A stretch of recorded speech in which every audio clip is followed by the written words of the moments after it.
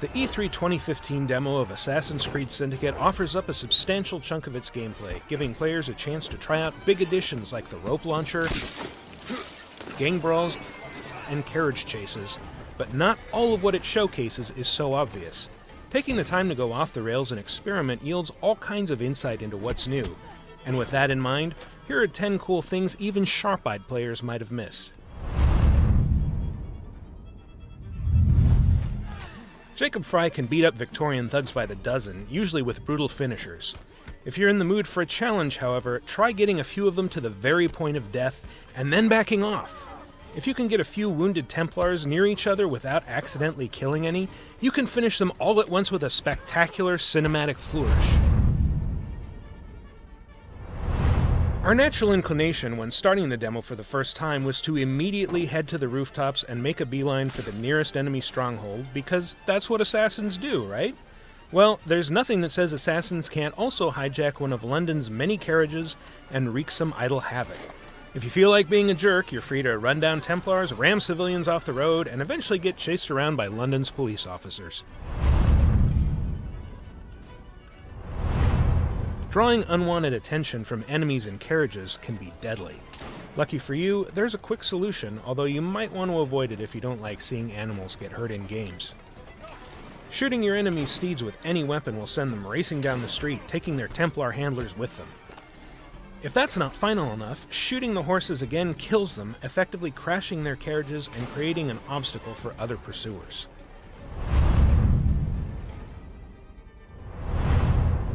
Being stealthy means not leaving a mess, so Assassin's Creed Syndicate once again gives you the ability to carry and conceal dead bodies. In a series first, however, you can take them back out again if you change your mind or just really feel the need to sling a corpse over your shoulder.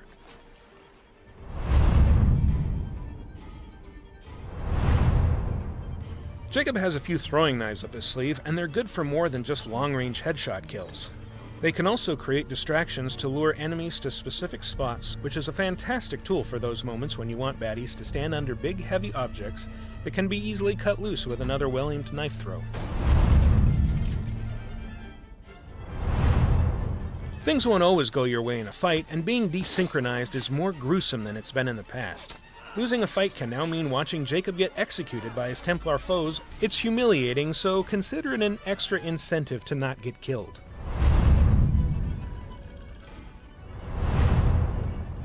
While the demo offers straightforward goals, its walled-off chunk of London is pretty substantial, and those who take the time to explore will be rewarded.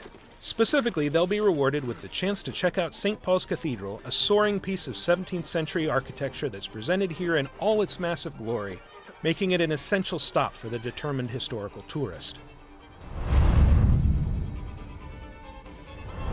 Speaking of historical tourism, those with an eye for detail will find a lot to take in.